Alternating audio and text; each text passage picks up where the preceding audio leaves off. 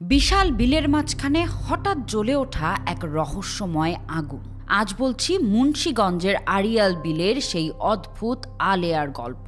Hello and welcome back to Priya Rani Chhetri. মুন্সিগঞ্জের আড়িয়াল বিল বর্ষায় থই থই সমুদ্র আর শীতে ধু ধু প্রান্তর, কিন্তু এখানকার জেলেরা বছরের পর বছর ধরে এক অদ্ভুত ঘটনার সাক্ষী। গভীর রাতে বিলের মাঝখানে হঠাৎ করেই আগুনের গোলা জ্বলতে দেখা যায়, যা বাতাসের বিপরীতেও দ্রুত ছুটে চলে। জেলেরা বিশ্বাস করেন এটি আলেয়া, যা মানুষকে পথ ভুলিয়ে বিলের গভীর কাদায় বা অতল জলে টেনে নিয়ে যায়। অনেকে দাবি করেছেন এই আগুনের শিখার পেছনে গেলে একসময় মানুষের পরিচিত কারো কণ্ঠস্বর শোনা যায়, কিন্তু কাছে গেলেই আগুনটি নিভে যায় এবং মানুষটি দিক হারিয়ে ফেলে।